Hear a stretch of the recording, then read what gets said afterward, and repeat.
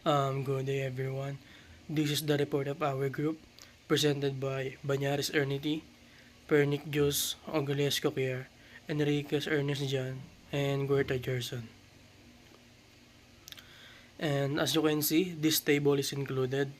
This is the 5 by 5 risk matrix table, which is the insignificant is 1 up to severe, which is 5. And as you can see in the table, if you zoom the picture, the hazard identified in the picture was improper lifting posture, and the risk of it was back pain, and the severity is 3. The likelihood is 3, which we get the RPN, the risk priority number, which is 9, and the risk level of it was yellow, which is medium. And for elimination, we must use machines and eliminate manual lifting. And for substitution, we must use lighter loads. And for engineering, we must provide lifting aid kits. And for admin, it is an ergonomic training. And for PPE or personal protective equipment, we must use gloves and belt box support. So next, this one is if you zoom the picture, the hazard identified in the picture was exposed wires and overloaded sockets. So the risk of it was electric shock and fire, and severity is 5. The likelihood is 5, which we get the RPN or the risk priority number, which is 25. And the risk level of it was red, which is high. So how to eliminate it? So for elimination, we must remove fully wirings, and for substitution, we must use low voltage tools, and for engineering, we must install circuit breakers, and for admin, we must lock out tag systems, and for PPE or protective personal equipment, we must use rubber gloves and insulated boots.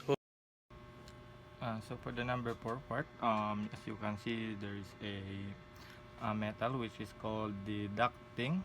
What yung ginagawa nila is yung ducting, but yung tawag dun sa metal is yung duct, for air conditioning, air conducting. Ang hazard identification dyan is yung noise, which is kapag gumagawa sila is nagpupukpok sila, na ang pwedeng maging risk is ayon actually sa hearing damage and sleep disturbance, kasi syempre para magi-impact yun sa nervous system mo. And yung severity nito is 4, and the likelihood na mayari is 4 din. So with a total of RPN is 16. This is a high risk level actually kung wala kang gaanong PPE na suot. And ang elimination nandito, yung control na pwede mong gawin is a wearing proper PPE, like earbuds, yung headphones to avoid the excess noise, no? And ang substitution is using the rubber mallet, kasi syempre bakal yung pinupukpukan mo. Syempre kailangan, ginagawa nila dyan is pupukpukin ng bakal na martilyo, ganon. So pwede mo naman maging substitute na magsuot, gumamit ng rubber mallet para pumukpok na gano'n, na syempre with the partner ng ang tawag dito, wearing headphones or earbuds. So for engineering is of course using proper tools or yung gamit na para doon sa paggawa ng ducting na makukumpleto. And for the admin, that is site security. And PPE is proper PPE ng headphone or earbud, something like that. As you can see in the picture, actually nag-aano sila dyan, naghiwa sila nung parang plywood, pero medyo ano siya, matigas. May tawag doon actually, pero yun nga. Syempre, ang magiging ang hazard identified natin dito is yung dust. Syempre, ang risk ng dust, pwedeng magkaroon ng allergy, or pag nalanghap mo is magkaroon ng lung damage. So, it is a severe, and yung likelihood netong mangyari is 4, and severity is 4 din, with a total RPN of 16 din yun. And high risk level actually kung hindi ka nagsusuot ng face mask, wala ang proper PPE sa site, ganun, no? So yung elimination naman dito is and then wearing proper PPE, face mask, goggles, para di mapunta sa mata yung dust na nakakapuwing, nakakaubo, or allergy sa katawan, ganun. Yung iba nagsusuot sila ng long sleeve na mga damit, mga ganun. Basta naka proper PPE ka. And for the substitution is syempre using less dust materials, no? Siguro mga ganun na lang, na hindi gaano magano, or mape-prevent mo na lang siya siguro kapag kinat mo siya na nasa baba, kasi ginagawa na dyan is nasa taas, babawasan nila, ganun. Pwede naman sila din na maglagay na lang ng yung pansalo kagad, mga ganong bagay na. So engineering, ayun din, ganun nga, kailangan lang din is talagang nakakat na lang siguro yung cardboard na ipapalit nila para dun sa taas, sa ceiling. And ayun, sa admin, site security pa rin yung may hawak nun.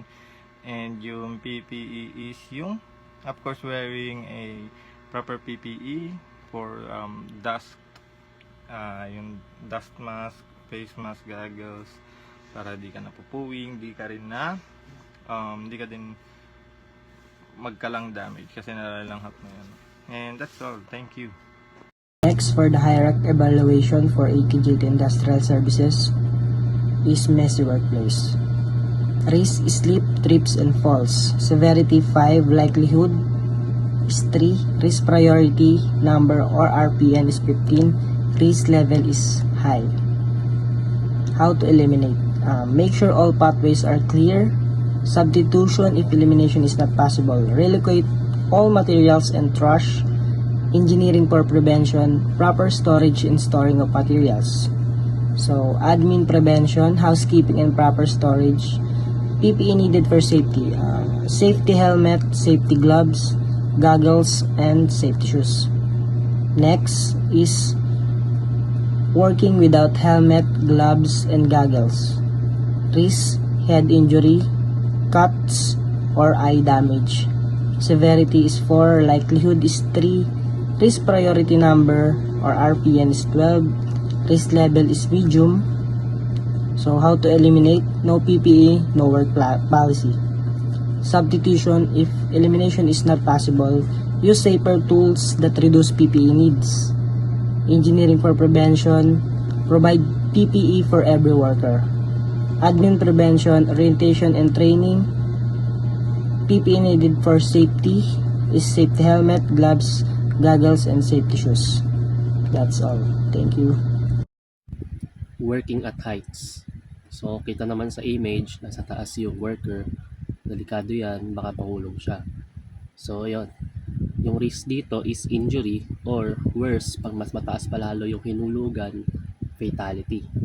Severity naman is 5, likelihood is 4, risk priority number or RPN is 20, and yung risk level is high. Paano ito eliminate? So, perform lang assembly at ground level when possible. Yun lang, para safe ka lang. Pero kung hindi naman effective or hindi pwede yung elimination kasi need talaga sa mataas na lugar gawin, dapat gumamit ka ng scissor lift or cherry picker. So, engineering naman for prevention, dapat nag-install ng guardrail system sa mga scaffold levels para may may mga harang. So, admin prevention, work at heights training and strictly enforce safety permits. So, bali dapat nagpa-practice muna sila kung gumawa ng mga gawain sa mas mababa muna, tas pataas ng pataas para sanay na sila sa heights. PPE needed for safety. So, para lang just in case, full body harness with shock absorbing lanyard attached to an anchor point. So, just in case lang na, yun nga, ginawa na lahat, di talaga sa mataas.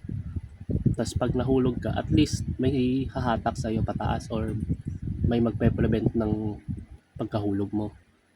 Yun. Falling objects. Risk. Struck by falling objects.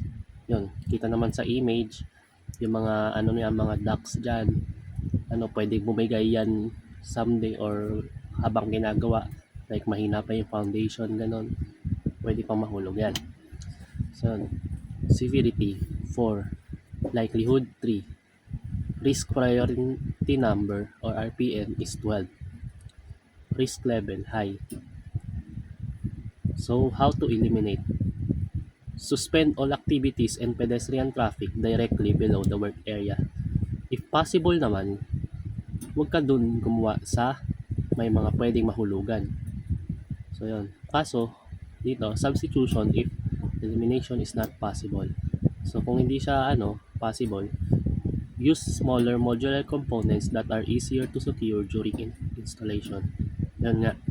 Kung no choice, tapos need mo talagang may sasabit, better if mas maliliit muna yung mga sasabit mo. So, engineering for prevention. Install physical barricades or exclusion zones and use mechanical hoist for lifting dumps. Yun. So, para mas lalong safe, dapat nyo, tawag dito, tingnan nyo mabuti kung kung matibay, gano'n, para hindi talaga siya mahulog. So, admin prevention. Use a spotter to manage traffic flow, post danger overhead work signage. So, yun. PPE needed for safety. Hard hats for all workers and personnel in the vicinity. So, bali kung may mahulog man talaga, at least protected pa rin yung ulo mo, no? Yun lang. Next is overheating hazard. So we identified an environment hazard regarding overheating with a risk priority number of 9. So this is classified as a medium risk, specifically threatening workers with skin irritation and respiratory problems. Next slide. To mitigate this, we propose a hierarchy of controls. This includes removing the source of dust, substituting non-toxic materials, and installing local exhaust ventilation, complemented by safety training and required PPE. Next slide, safety hazard, height safety hazard. So this is our highest priority.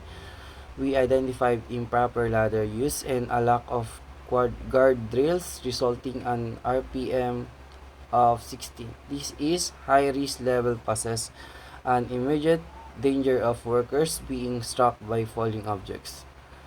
So next, to neutralize this, we mandate a ban on unstable setups and the use of certified podium ladders. Furthermore, we are installing physical guardrails and nets alongside mandatory height, safety training, and full body PPE. That's all for our discussion. Thank you and God bless.